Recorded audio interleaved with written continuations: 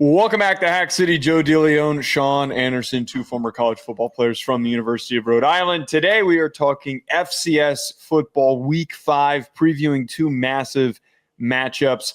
Reminder that today's episode is presented to you by FanDuel.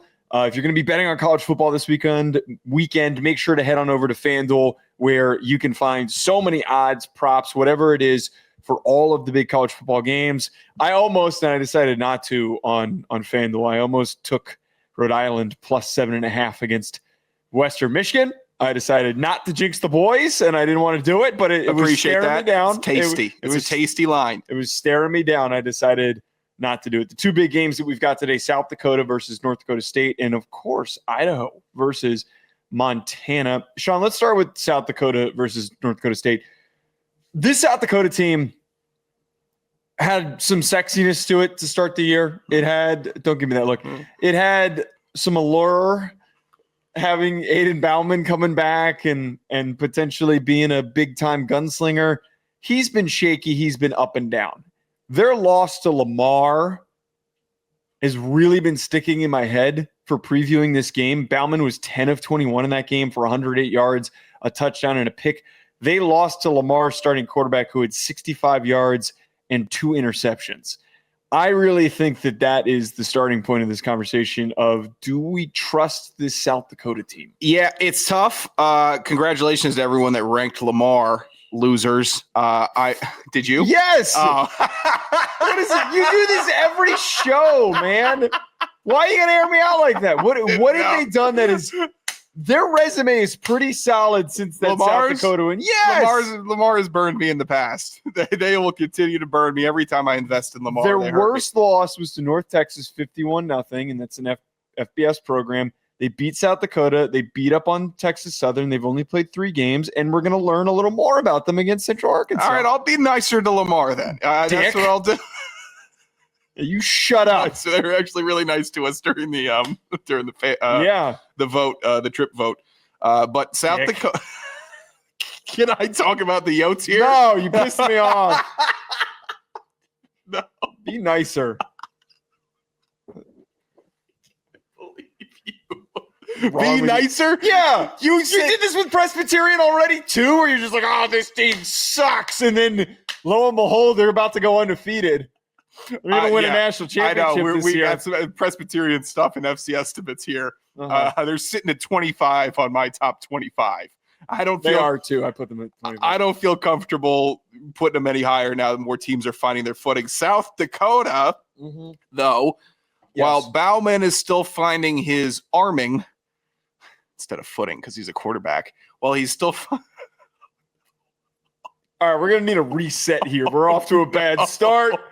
No. The fact that you thought that was okay and you were this is on me. I made the show too loose with our pre-show conversation. I'm sorry. And I got to put you back in your place. Get it, lock in. I need to strap up and lock in, because whatever that was shit. Oh, no, really? You're being mean about Lamar, and you're over here. Whatever that was. That might have been Yeah. Go ahead. It's my worst in a while. God.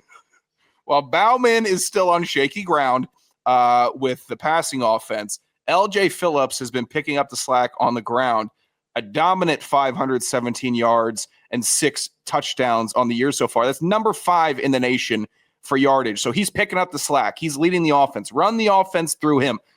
I know when I say this, it sounds like I'm forgetting that they're playing North Dakota State, who has a fantastic defense, best scoring defense outside of the Ivies.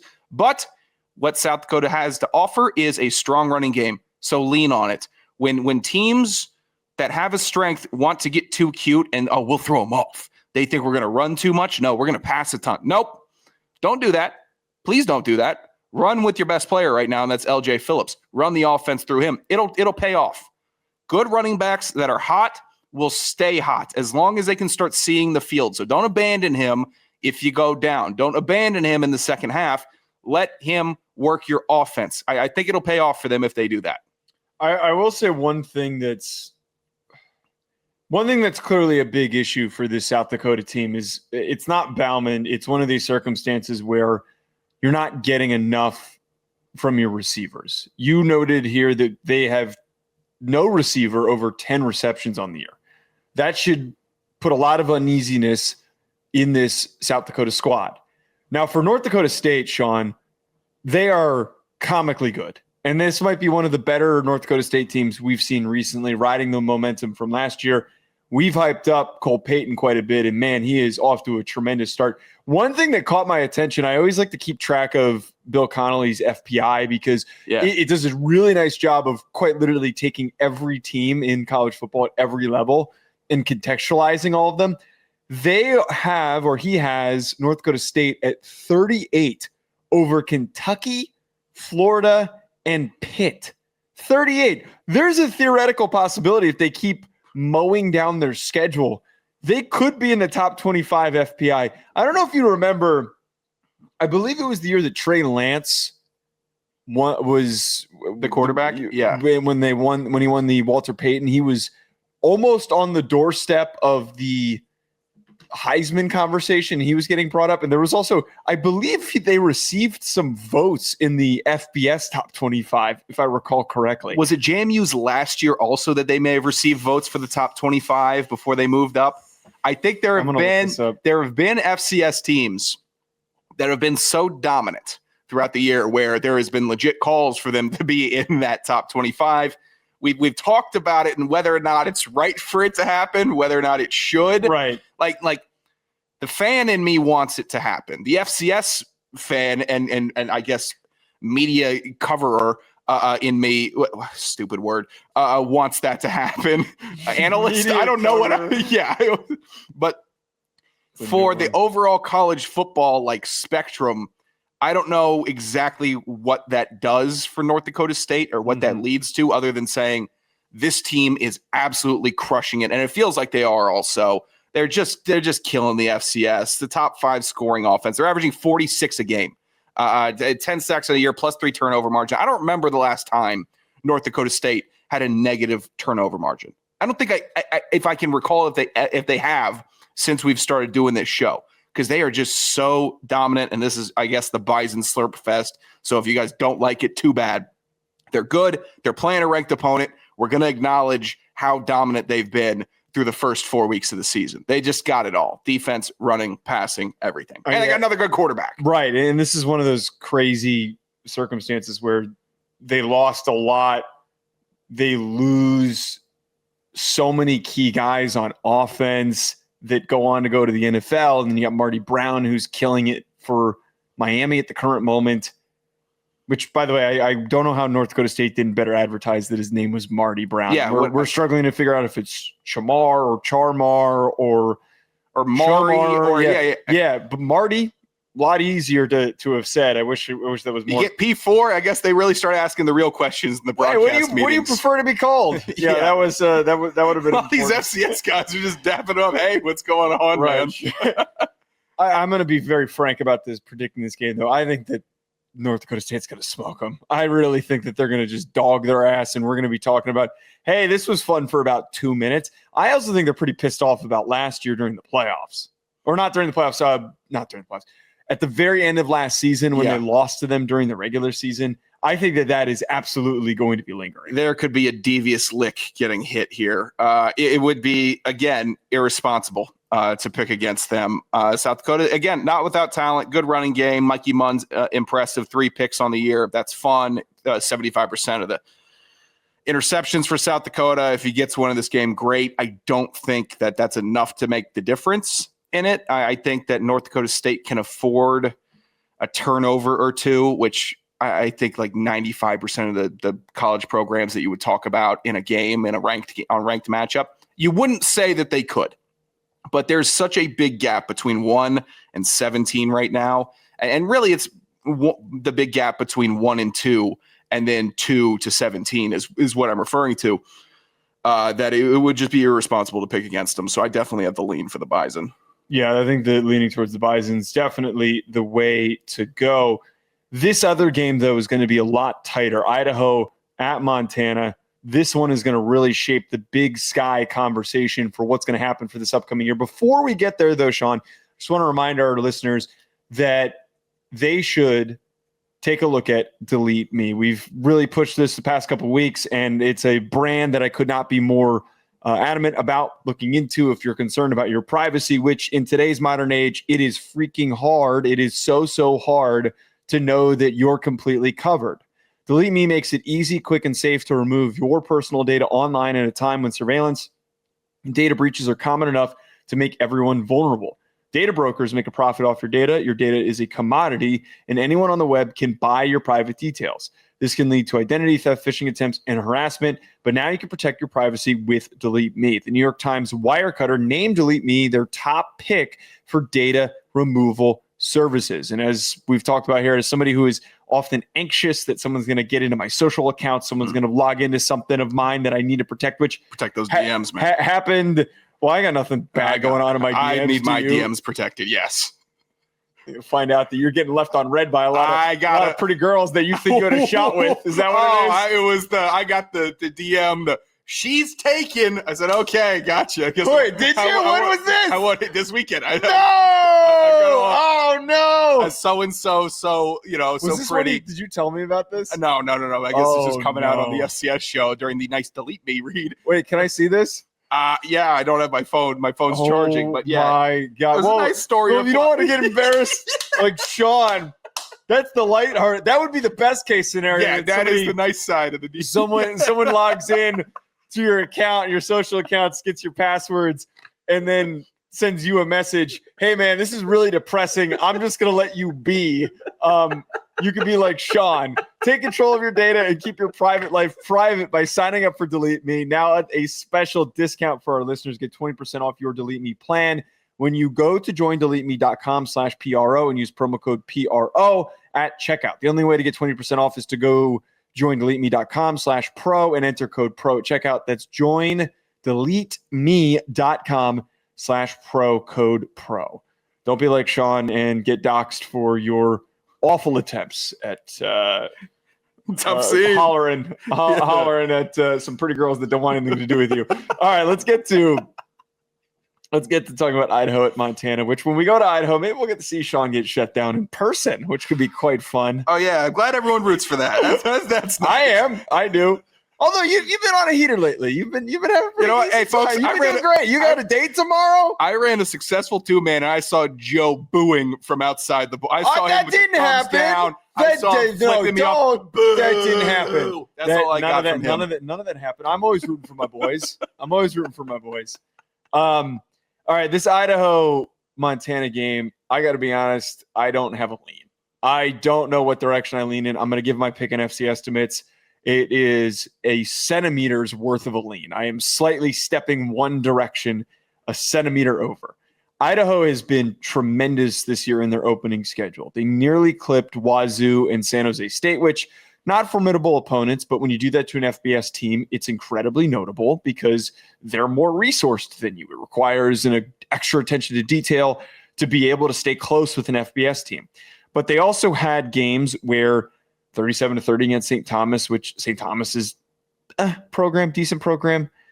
Program is that you watch out for that's a Grimace representative, and St. Thomas has been decent. Utah Tech, I thought you were because of my weird moaning noise that I made. Utah Tech 20-6, which is quality win, but they didn't get a lot of offensive production in that. I will say I've been quite impressed by Joshua Wood, who is super underrated, and despite some of these matchups he's had, he has stepped up to the plate. So this Idaho team, man, we're not doubting them because they do a lot of things right. Yeah, this offense for Idaho is really interesting. Normally with Idaho, it's the unforgiving defense, grind you down, then eventually an inside zone gets broken to crack the game open. This offense is different. Joshua Wood, dual threat at the quarterback position. Idaho's always better with a dual threat QB, 665, 6 touchdowns, 1 pick on the year. I like that. I also like his 314 on the ground. 3 touchdowns too. That's top 30 nationally in yardage from the quarterback, who's damn near at quick maths, damn near at 1,000 yards. Stop doing math on the show. Stop it. Stop doing math on the show. You messed this up last time. He's almost at 1,000 yards and 10 touchdowns combined. So he is a real threat back there. Yeah. And additionally, Art Williams, the guy he's handing the ball off to, 291 yards and 2 touchdowns on the year. It's a dual threat in the backfield with a dual threat quarterback, and he's spreading the ball around nicely through the air. 3 wide receivers with 10 catches. Come on. It's a good team. Idaho, this offense is a good team. Emerson Cortez, Menjivar, Ryan Jazior, Oh, Almost. I thought I had practiced that one too. Ryan. Did you look up how to pronounce it? Jezioro and Tony Harst or Harsty have all Man, they're eclipsed really putting you through a blender. 10 catches and 100 yards. They are.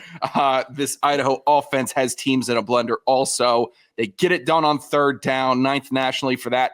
It's a real deal squad. It is a legit Idaho squad that is going to be in a massive matchup in Montana. I saw Chase Daniel tweeting about that he's calling this game. He's going to be at Montana. Buckle up. Hey, in Montana, give him a show. Let him go back and let him talk about how he couldn't even hear the broadcast, how loud this game is. I'm excited for it. I'm surprised they didn't put Brock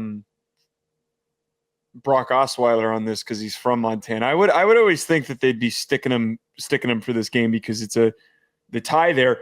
Montana side of things, and I really think that as we're going to talk about Montana here, this is why this game is going to be close. I don't think that this will be an Indiana-Illinois situation where everyone's thinking tough, hard-fought battle, and then boom, somebody blows the other team out. No, these teams are really evenly matched. Now, we have in this spot that Wood is the better quarterback, but Kiali Ayat, who we have spoken very highly of, has shown some really positive signs. His stats aren't super sexy. I've been saying sexy a lot on this show. I got to stop doing that.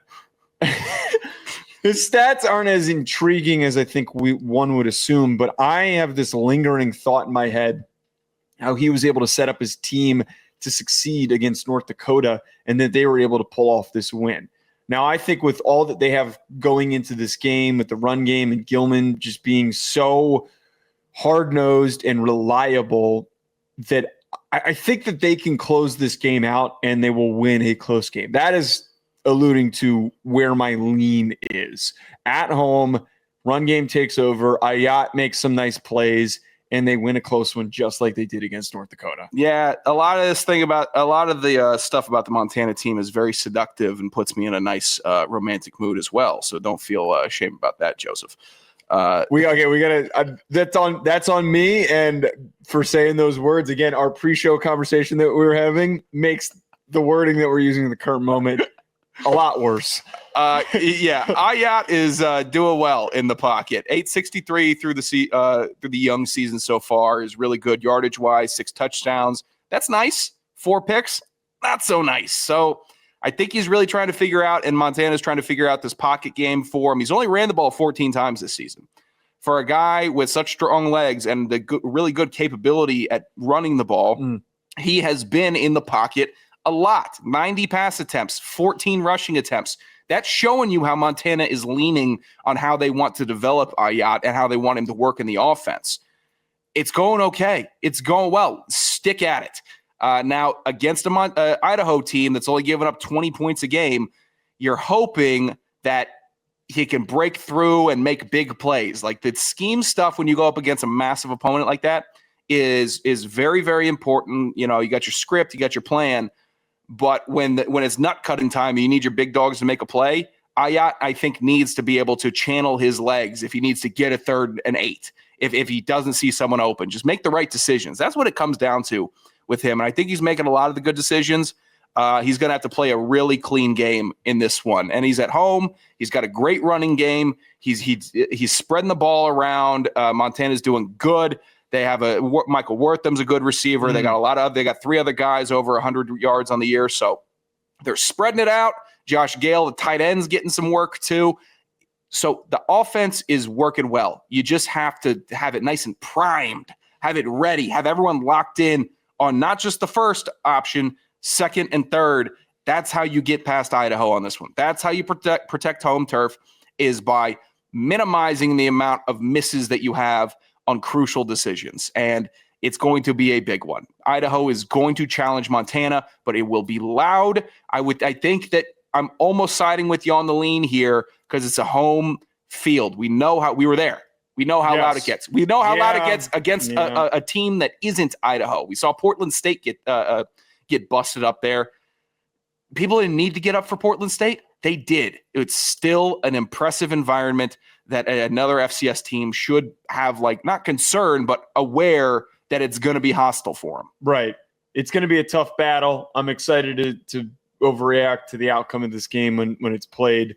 But this is a tremendous weekend of games, and I'm excited that we're back to normal after what was a little bit of a slow slate last week. FCS matching the FBS slate, by the way. And if you want to bet on any of the FBS games, the big FBS games, Georgia, Alabama, whatever it might be, Penn State, Oregon, head on over to FanDuel, as today's episode is presented to you by FanDuel. And FC Estimates, of course, is presented by FanDuel. No, look at this. Someone's back on top. Someone called their shot and said they'd be back on top. Joe, 30-13-1. Slappy McDickie over there, 28-15-1 after going 5-10. The savior, the chosen one, Joe DeLeone, goes 8 for 10. Sorry, you were 5 for 10, not 5 and 10. 5 for 10. 8 for 10 for me. Do you have any statements? I got entirely too cute with it. I did. Told you. I know. That's the worst part of this. That's the worst part of this. I never thought I would be relinquishing this early lead that I had. I never thought it would happen. I thought I was going to just pound this chump into the dust and then stomp him around with my boots. That's how I thought it was going to happen. Never taking early lead. It was not how it come out, but you know what? I'm not in the business of making promises right now. I'm just kidding. I promise you I will get back on this goofball this week. He's picking a bunch of duds. He's picking a bunch of duds. I'll be right back at it. Ain't happening. I'm confident. When I was putting my picks in, I literally said, that feels like 10 for 10 to me. I almost said that aloud to myself. But why? This is what you're doing for yourself, man. You're jinxing the shit out of yourself. Not on this one. I said that. You gotta stop this. You are the coldest picker on the planet with bets, with these picks. A little chilly right now. Look, get a jacket and sit in the corner. I felt. That'd be a good T-shirt. Where you put on a jacket and sit in the corner. Yeah, warm up a little bit before you get back into the big boy table. All those words on the everything that you just added, so like all 4 of those sentences will put on a T-shirt. Are we branding this, or is it just going to be the Hack City will be in the smallest font possible on the back? We'll do that. Can we make it size 4? Okay, that works. I don't know if we want to go with like a small little collar there, like a little NFL emblem above their big nameplate and numbers. Maybe that's not a bad idea. There'll also be a cape on the end of it. I like that idea. You want to do a cape for that shirt? Yeah, it'd be like more like a tail. Like, what if you just had like a little bit of a tail working? We just invented something. I just don't know when people are going to wear that out. I'm trying to think when. They're going to wear it out. A shirt with too much text, a really small fonted logo at the top underneath the neck, and then a tail at the bottom of it. If you people didn't buy so many shirts with so much text, we would never even have this conversation. But there's so much text on so many shirts. Accusing our listeners of this. All right, besides the point, I am kicking your ass. Let's get to FC Estimates. I don't even remember what the full phrase was. We got to write that down. South Dakota versus North Dakota State. North Dakota State. I'm going to take the Bison as well. Idaho State versus Northern Colorado. Oh, God. You wrote it down there. I also already said 10 for 10.